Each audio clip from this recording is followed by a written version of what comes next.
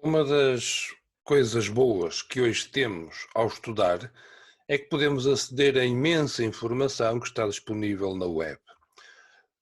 Para esta unidade curricular, eu vou-vos apresentar 2 ou 3 sítios onde, de certeza absoluta, que ides encontrar muita informação.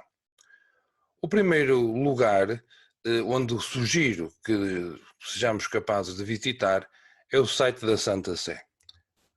É só escrever vaticano.va e acedemos ao site.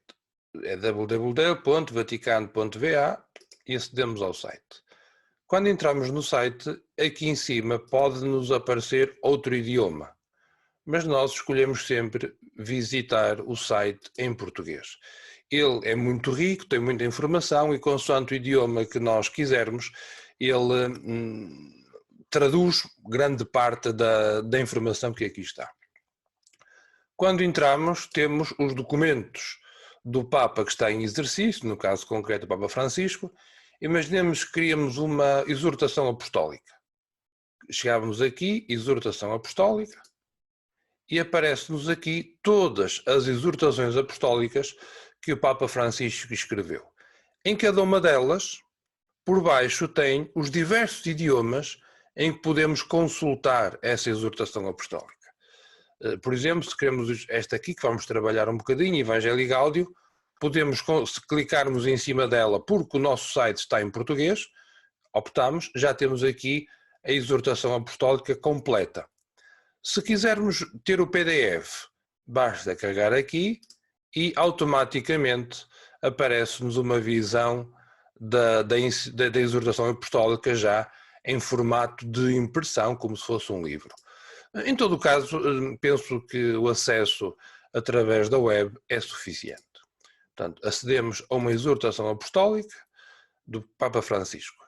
E se quiséssemos visitar documentos de outros papas, só tínhamos que carregar aqui em baixo, nesta barra, e ela desloca-se se nós andarmos assim.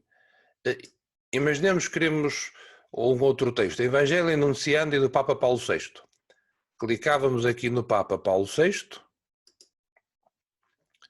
íamos ao site da versão do Papa Paulo VI, uma exortação apostólica, e cá está Evangelho Enunciandi. E que já chegamos a essa mesma exortação apostólica. E claro, os documentos do magistério citam-se pelo número de parágrafo. O número de parágrafo é este aqui. Este aqui seria Evangelho Enunciandi número 4.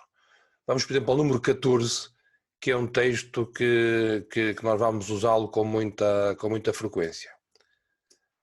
Evangelização, vocação própria da Igreja. A Igreja sabe-o bem, ela tem consciência viva de que a palavra do Salvador, eu devo anunciar a boa nova do reino a Deus, se lhe aplica com toda a verdade. Assim, ela acrescenta de bom grado com São Paulo, anunciar o Evangelho não é título de glória para mim, é antes uma necessidade que se me impõe. Ai de mim se eu não anunciar o Evangelho. Foi com alegria e reconforto que nós ouvimos, no final da grande Assembleia de outubro de 1974, portanto a Assembleia Sinodal que deu origem depois a esta exortação apostólica, estas luminosas palavras. Nós queremos confirmar, uma vez mais ainda, que a tarefa de evangelizar todos os homens constitui a missão essencial da Igreja. Tarefa e missão que as amplas e profundas mudanças da sociedade atual tornam ainda mais urgentes. Evangelizar constitui, de facto, a graça e a vocação própria da Igreja, a sua mais profunda identidade. Ela existe para evangelizar, ou seja, para pregar e ensinar, ser o canal do dom da graça, reconciliar os pecadores com Deus e perpetuar o sacrifício de Cristo na Santa Missa, que é o memorial perene da sua morte e gloriosa ressurreição. Bom, demos aqui um exemplo. Imaginai que a certa altura num texto surge, sempre que clicarmos aqui vamos à página inicial. Estando nós no início do site, a primeira pergunta que temos de fazer para encontrar um texto é: quem é o autor? O autor, por exemplo, é o Papa João XXIII e a encíclica é Pacem in Terris. Portanto, o autor, João 23. Vamos então aqui ao autor. É uma encíclica, vamos aqui, Pacem in Terris. Ora, é logo a primeira dele. Só clicamos aqui e está o texto completo. Aqui em cima diz sempre quem é, de quem foi, a data e tudo mais. Portanto, sempre que queremos chegar a uma fonte, e agora clicamos aqui nas armas da Santa Sé e vamos à página inicial, primeiro, quem é o autor, e depois de ser do autor, que tipo de documento é que é. Vamos, por exemplo, uma encíclica de Bento XVI. Aquela primeira dele, Deus Caritas Est. Bento XVI é o autor. O tipo de texto é uma encíclica e é Deus Caritas Est. Está aqui, 25 de dezembro de 2005. E chegamos logo à fonte. Para voltar ao início, é só clicar aqui. Portanto, o autor, tipo de documento e o nome do documento. É o caminho a seguir. Mas na Santa Sé, além dos papas, há outros autores. Na Cúria Romana, temos os diversos dicastérios. Congregação para a Doutrina da Fé, Congregação para as Igrejas Universais, todos estes dicastérios têm documentos, têm textos que podemos querer consultar. Congregação para a Doutrina da Fé, por exemplo, chegávamos aqui, abro o documento, a internet agora está lenta, peço desculpa.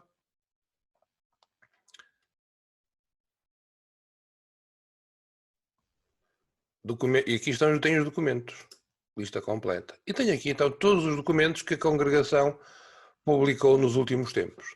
Portanto, numa congregação também acontece isso. Além dos papas e dos elementos da congregação romana, portanto da Cúria Romana, há aqui um outro, isto está em italiano, peço desculpa, viram como isto mudou e já nem se apercebe, chega daqui, português, ok. O que está então aqui, os autores da Cúria Romana, como vos falava há bocadinho, e aqui textos fundamentais. Nos textos fundamentais também tem coisas muito interessantes. Olhem, tem a Bíblia,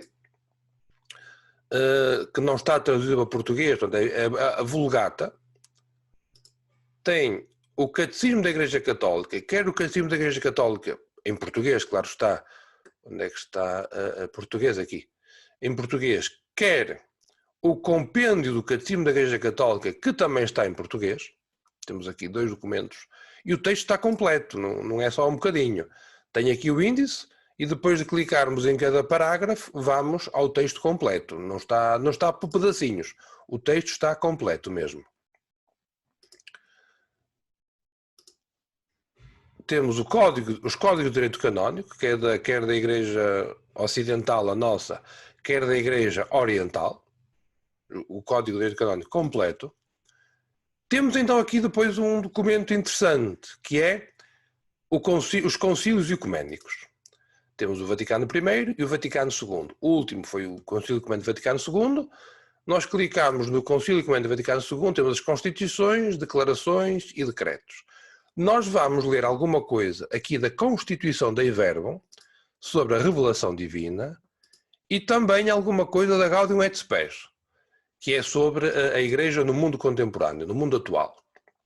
Que no fundo é a Constituição, que é a Constituição pastoral, que é aquela que mais nos interessa para a matéria que estamos a estudar.